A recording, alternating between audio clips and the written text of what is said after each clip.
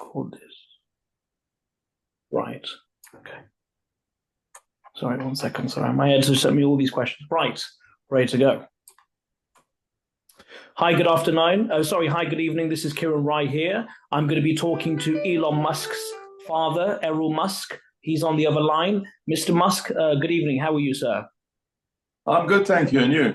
I'm very well, sir. Thank you so much for giving me the opportunity to speak to you. We really appreciate your time. Pleasure. Thank you. So, my first question to you is, as Elon's father, just going into kind of just discussing about Elon, your son at the moment, just kind of, start the things up. What was your initial reaction when he first told you about his plans to start Tesla and SpaceX? Oh, going back a long time. He worked for an electric car, potential electric car maker back in the time he was a student, back in the early 90s, called Pinnacle Research, who were trying to use a capacitor battery. And after he finished his studies, in fact, no, sorry, after he sold PayPal and he had some money on his hands, he looked for them. He went to see if he could find them. And then he found a couple of the people who used to work there, and they put together a whole lot of batteries, laptop batteries, and 6,800, oddly enough, and connected them all together and built this fiberglass sports car with it. And he was totally impressed. And he drove around Los Angeles in this car. And then these two chaps at that point were really on the bones of their backside. And he said he'll buy their whole operation. And that's how Tesla came about. And the modern Tesla is not different to the original idea, Brilliant. Amazing. Your son, Elon, is known for his work ethic, constant pushing, always trying to, change opportunities, really change, really try and make good for the world. Did you notice these traits when he was when he was young, or did they develop later on in his life? No, I noticed them when he was young. When he was very young, both the boys, they grew up with me, and I raised them. They were with me throughout their school career. Their interest in life, I'm almost like the generation I was, after Sputnik and, the first man in space and satellites and all that sort of stuff. We were all sort of, sort of full of it for the future. We just wanted to know where it's going to go, what can we do as people, my sons were no different, and they were very well disposed to everyone. In the apartheid South Africa, they brought all their friends of all races back to the home where we lived, the three of us. And I remember when Elon was 14, I came back from a trip to Germany. As it happened, I was a consulting engineer, and he presented me with a cassette, and he said to me, "Dad, you've got to listen to this. You've got to listen to this." And he was only about 14 then, and I played it. It was Louis Armstrong's tape, "What a Wonderful World." And he said, I can still see him sitting there, "What do you think? Isn't that amazing? Like this lyrics of the song, when you say hello to somebody, you're really saying, I love you, I mean, that's quite interesting. Absolutely, Mr. Musk, absolutely. What do you consider Elon's most significant contribution to the world of technology and innovation as a father? I would say the extent to which he's used computers, for all these different things. The extent to which he is using the capabilities of computers. That was his big thing as a young child. I bought him the first IBM XDA, the first PC that was ever made. I bought him that in 1982. He was 11 years old. And I was asked to buy it for him by professors from England who'd come out and displayed and demonstrated these computers. And they said, this boy has to have one. So his real contribution is utilizing computers to the extent that they can run motor cars, launch rockets, put chips in people's brains, and so on. That's, I would say, his real big contribution to everything.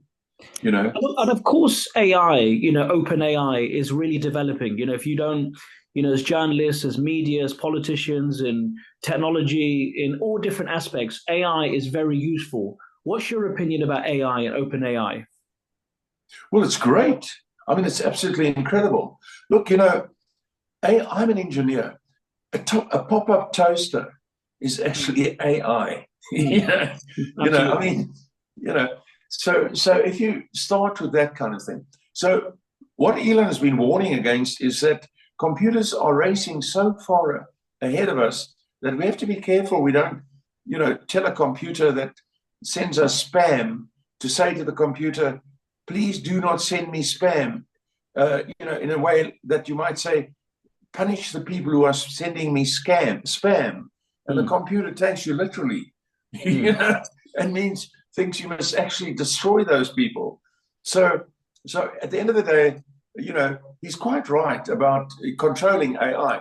But, Elon's approach is that we need to couple the best computers we can, couple them to the human brain so that mm, we are sort of doing that with computers, through our five senses. I mean, but his absolutely. idea is you actually put it onto your brain. And yeah, so, I forget what your actual question was, but AI is very, very big to him. Very, very big. Mm. Um, but do you not think, in your perspective, talking about AI is a great thing, but also at the same time, hard work also goes out the window because at the same No, time, no.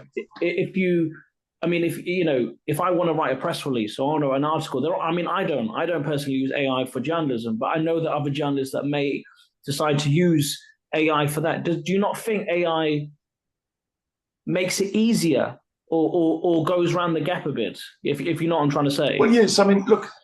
Let's put it this way. Based on what you've just said, one could actually say that books should never have Mm, been written, because books make it easy for somebody who's going to come along and make a report or do a newspaper report or something to go and look in the books what somebody else has said. mm, No, no. mm, So in that sense, books should never have been written. No, no. There will always be a question of ethics involved. mm, So, there will be some people who will try to pass off AI as their own work, and there mm. will be most of the people will not be doing that. You Right. know, Yeah, absolutely. You are probably, the closest person I'll probably ever get to meet, to Elon Musk, your son, innovator, someone who's really changed, space travel, etc., etc.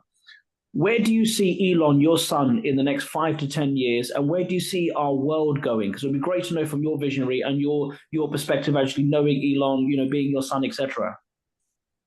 okay, you raised an interesting thing.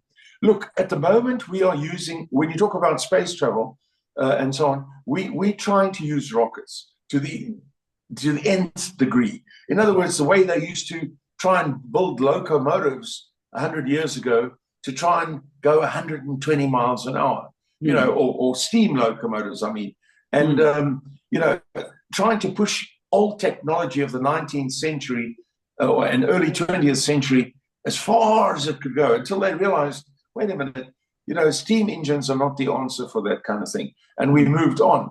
So mm, right now, we're still using rockets to try and get into space. But in mm, reality, interplanetary travel with rockets is mm, not the answer. You can't, the idea of putting people into a pod and expecting them to spend 18 months in a pod across space to go and land on Mars, this is mm. not real. So Absolutely. at the moment, we can't do much else. But what Mm, we are doing now, we're starting an institute of, mm, of, of learning, a technical institute. We've been working on it for months now, and it's relatively new news. This will be the institute. We have been suggested that we should call it the Musk Institute, but it will be like your Royal Institute and like the Academy of Sciences in Paris. And the idea will be to study two real main directions. The mm, main direction will be space-time travel and fusion. So unless we can control or understand space-time travel and fusion, we won't be able to experience the vision that everyone, you, me, and everyone has of what the mm, future is like. We mm, we go to films and we see TV series and films which show, space vehicles just going up off the Earth and floating around in the air and all that sort of stuff. And we sort of assume, but to do that, we would have to be able to control gravity. And that's our next step. And so the new institute will be studying that, the solution to space-time, which in fact includes gravity. It's probably easier for someone to understand it when we say gravity than space-time travel. But with space-time travel, it would be possible to, in fact, go from a place like Earth to Mars by adjusting the space-time between Mars and Earth in such a way that we simply step into the space-time at Earth, and then, depending on how long it takes us to adjust the space-time, step out on Mars 3 hours later. And it's very difficult to understand, but if you look at a few comic books, I understand. Yeah, no, brilliant. I understand perfectly, Mr. Musk. I also think, from my perspective, me being a human, etc., regardless what we do in my job wise, I'm also quite worried because, yes, your son is a great innovator. Yes, you are the backbone to Elon, etc., and SpaceX and Tesla, etc. But I'm also concerned the fact that jobs for humans may not be there in a period of time, and I think that's what people are nervous about or maybe anxious about. And I think maybe AI is a great thing, as I said before, but I'm hoping. In your opinion, do you think what people's worries about lack of human jobs are going to is that? Do you think that's going to be affected, etc.? Jobs? Do you mean? Yeah, like jobs. Like for jobs for humans. Because if you go, for instance, Uber. There's self drives now. There's the taxi drivers. You don't have to. There doesn't have to be a human to actually drive the taxi. Well, I obviously I hear what you're saying, but the same thing could be said. The same thing could be said year by year over the last 150 years.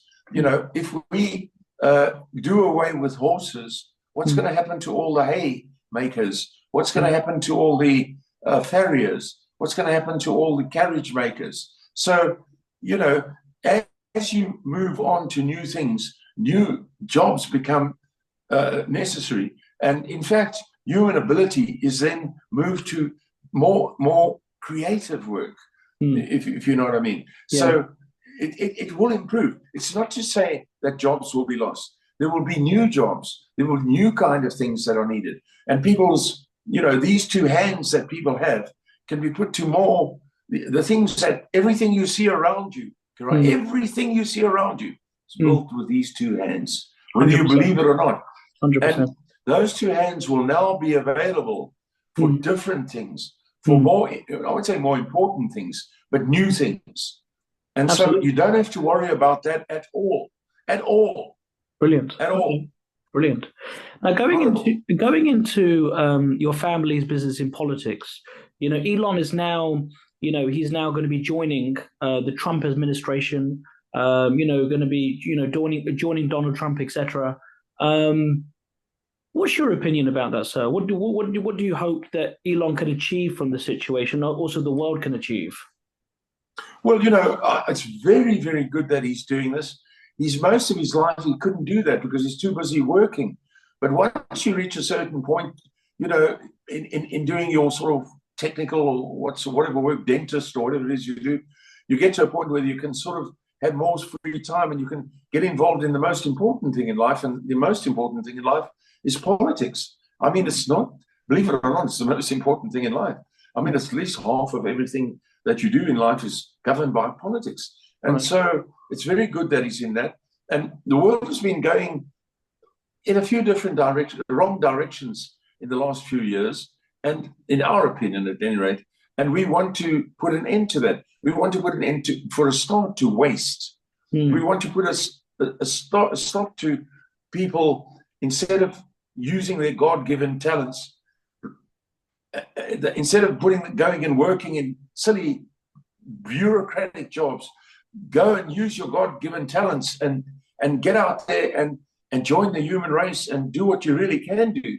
And so it's the last few years has not been good in the United States, and everybody agrees on that. And I was reading some article where they said 78% of the people in America are very pleased to think that America is now changing its direction. And so I agree with that. And Elon is part of that. A few years ago, he was quite the opposite.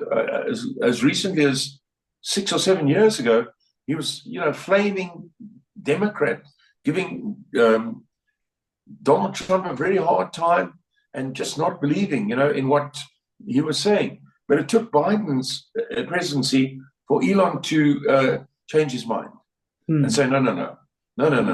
I came here from a little country and where we couldn't do anything to a country where we can do everything. Look what I've done, and now you want to stop me? You want to spoil it? No. So that's really what it's about. It's got nothing to do with being, nasty or having political ambitions or anything like that. Right. What's your opinion about Donald Trump? Because Donald Trump is in my personal opinion, a very eccentric character. Very eccentric. Very outspoken, and also at the same time, very influential on social media. Do you think he's going to be the right president for the world? Yes, definitely. It's simply because he's like me. He's in the same kind of line that I'm in. So when I heard that he was standing for presidency in 2015, I was quite interested because he was in exactly the same business that I was in, and so for once we were seeing someone who I could relate to, and I started being vocal about it. My sons were very upset about it. They didn't like it at all. They told me to shut up and not say anything to anybody and stop telling people and the press that I think Donald Trump is good. And I was embarrassing them, they told me. And they told me Trump is an evil bastard and all that kind of stuff. And I said, no, he's not. And I have the advantage that in 1977, I went over to America with the South African Property Association, South African Property Owners Association, to do a tour of America. And we were entertained by Donald Trump in Manhattan. And I can remember quite clearly how we were about 40 people, how warm he was greeting us. He didn't know who I was, obviously, and how he made sure that everyone in the group was looked after. Anyone who sort of, South Africans are shy, and some people would sit on their own, and on the other hand, some others would corner Donald Trump during the day we saw him, and Donald Trump would go over to the ones who were alone and say, "Are you being looked after? And are you okay?" He was a very warm person. I liked that. I thought he was marvelous. In fact, he was so much better than we were. We'd all come from this country where we'd done pretty astounding things in this country. But compared to what he had done, we were like Mickey Mouse, if you know what I mean. So he was quite impressive. So when he stood for president, I thought that's pretty good. My children didn't like it. Absolutely. But now they do. Absolutely, Mr. Musk. Absolutely. Your thoughts on Joe Biden? Joe Biden has made so much headlines. People say he's very old. People say he's not as ruthless as Donald Trump. People say he's not outspoken, etc. Do you think, he should have been president at the start, but also at the same time, do you think that he should have, your thoughts on Mr. Biden? Well, he's what you would call a career opportunist politician. He never run a business, never done anything other than take a check from the government. So in that respect, he's somebody probably knows the ins and outs of government and how, Congress or Parliament works and so on. But the records show that quite clearly he used his position to enrich himself, and that's quite clear by now. And so from our point of view, as Elon has labeled him, he's a criminal. Okay. I've also saw recently an interview. I hope you don't mind me saying. I saw recently when I was going through social media, I saw an interview of you talking about Nelson Mandela, Tommy Robinson, etc. Can I ask? So recently you were questioned about Tommy Robinson the comparison compared to Nelson Mandela. Do you still stick to that, or have you changed your mind now? Or do you think it was the right thing to say, or are you still happy with the statement that you said? Oh, no. I haven't changed my mind. No. What I said was that people like Tommy Robinson, imprisoned by the government because they are clearly political prisoner. He's clearly a political prisoner. Now, they can come to me with all sorts of stories, but I've got a brain, so my brain makes it quite clear to me. He's a political prisoner. Now, what I was saying was that many people who were imprisoned because of their opposition to the ruling government later on became the prime ministers of their country. And Nelson Mandela was one. Now, Mandela, of course, was sentenced to death for murder of children and women and so forth. People have forgotten that kind of thing. I mean, he placed bombs which killed innocent people. He was sentenced to death for that. And when I was in matric or finally at school at that time, and I was very interested, and I went to the synagogue in Pretoria where the trial was held. And I remember that when his sentence was, I went on my bicycle, by the way, when his sentence was commuted to life imprisonment, thank heavens. I don't believe in that death penalty stuff. People were crying, people were weeping in the street because they wanted him hanged for what he had done. But later on, he changed and he became a great leader. So it's very important to realize that there are people throughout history that have been imprisoned, just one after the other. Almost half of them that become heads of countries have at some point or other been imprisoned. Ho Chi Minh, Stalin, Hitler, Mussolini, Nehru. I mean, the list just goes on and on and on. And, so in that respect, Tommy Robinson is potentially one of those people. I've listened to a lot of his talks. I'm quite happy with the things he says. What he has really done is he's brought attention to this gang rape stuff, and that has to be looked at. It has to be looked at. England bringing all sorts of people into England is wonderful. To give all these people from other countries a chance to come to England is wonderful. A very nice thing. But you can't have England ruined because of that. They can't have England going down the drain in places because of that kind of thing. So it has to be looked at very, very, very well, Thank you for your comment. My other question is, what new project you and your son or the Musk family, Elon, etc., what new project are you guys releasing that you've never told anybody before, or something that you're willing to share, with the world and the public, etc., a new idea that hasn't been disclosed at the moment? Well, I told you about it just now. We've got £1 billion, not a million, billion pounds pledged for the Musk Institute already. We are looking to open the institute in Dubai, in a new building, which will be actually a building which people want to name the Musk skyscraper. And the institute will be in there, and we will be studying space-time travel and gravity, and particularly fusion, and all the spin-offs from that. So this is quite new.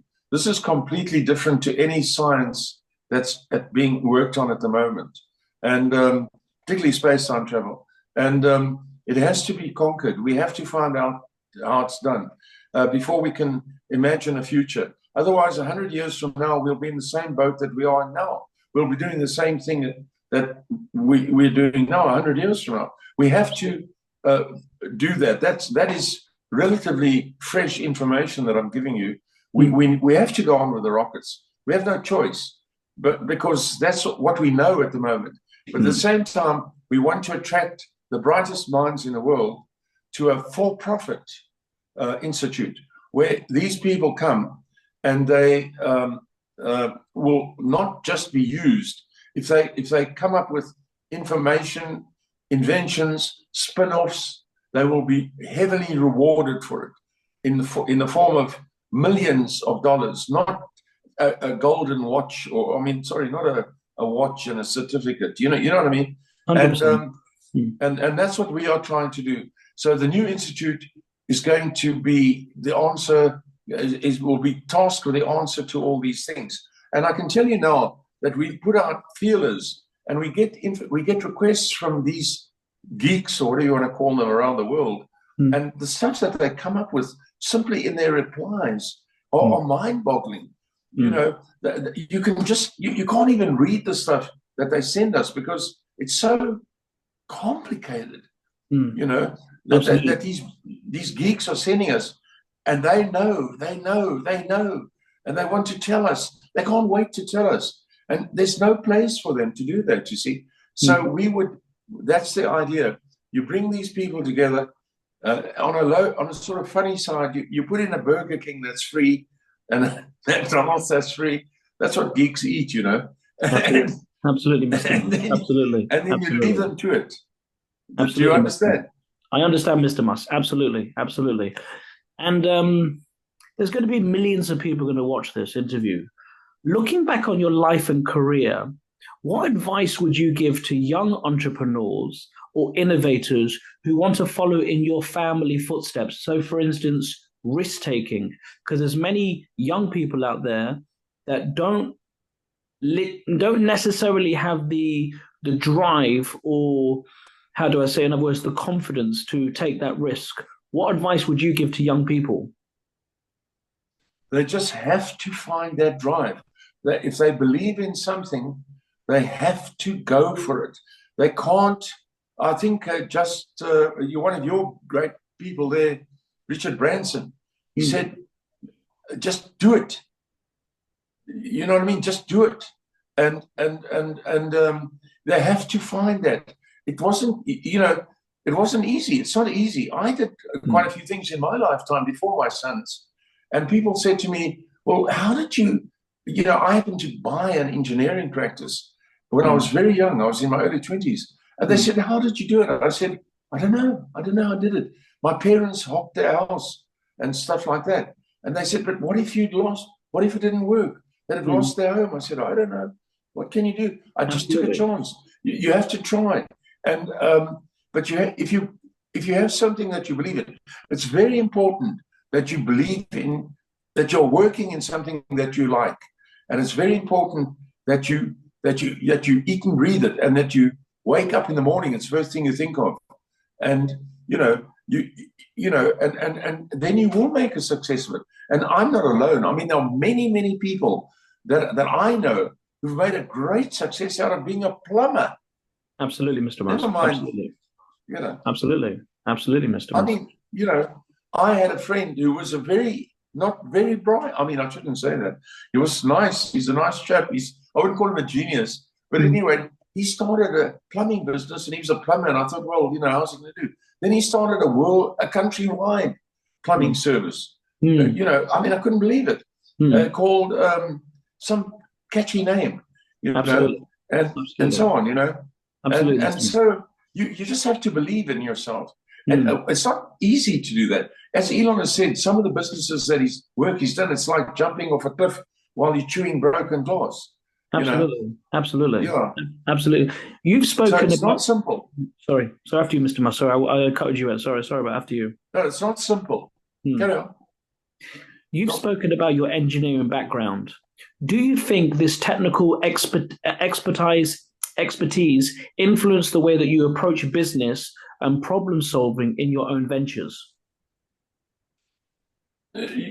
Just explain that again. Sorry. So you've spoken about your engineering background. Oh, yeah.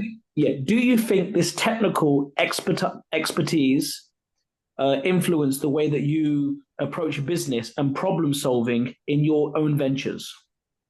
Well, yes. I mean, first of all, technical interest as a child at school leads you into something like science and engineering. But it doesn't mean that that's the be-all and end-all. I have friends who, for example, took great interest in English and writing and law and stuff like that. And their interest took them just as far as mine did in the technical world, into their world, And so it doesn't really matter what it is that your particular forte is. Music, for example. If I could play a guitar, I would give up everything I'm doing, and I'd go and stand in a tube station and play in a corner with a hat in front of me. I'd never come out. I'd never, if I could do it. I can't do it. Absolutely. And just last question to you. So I just want to kind of clear up the rumor. Breaking news: the Musk family, according to the media, they said that they've offered money to buy Liverpool football team. Is that true? I can't comment on that because it's too much of an issue, you know. But what I would say is, I can't say either way.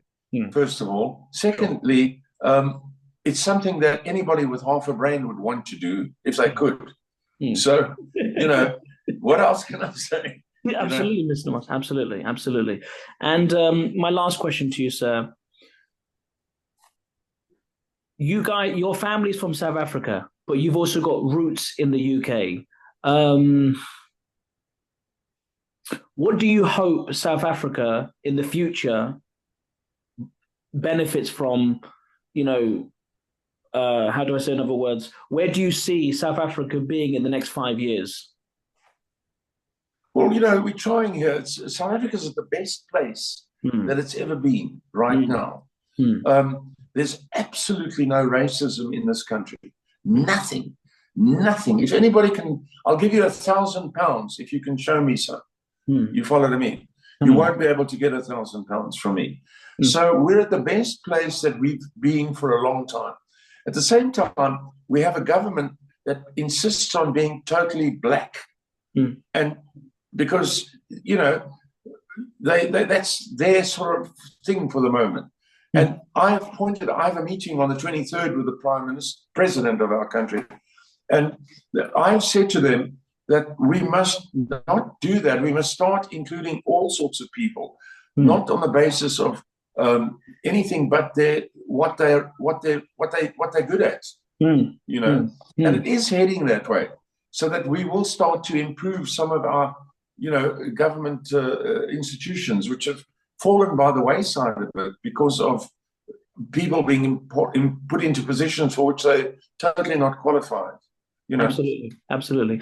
And the last question: South Africa is well and good. Absolutely, Mr. Musk. And my last question: you clearly are a very educated person. You know, you speak very well. At the same time, I can see where Elon gets his intelligence from. Does he get it from you, or does he get it from his mother? Oh no, from both of us. Brilliant. Well, Mr. Musk, I really want to say thank you so much for your time today. It was a complete honor to speak to you, and you know, and really learning. And I'm sure the young people out there, entrepreneurs and innovators, will definitely take your great advice. So thank you so much for your time, and I really appreciate it once again. Can I just add one thing? Go for it, please. May I add one thing? Please, Mr. Musk. We have a foundation called the Musk Foundation. Brilliant. And if anyone, like you've described, has something that's really worthwhile, that they are very passionate about, and they feel they would like to have funding for, or if they feel they would like to have it looked at, the Musk Foundation is available.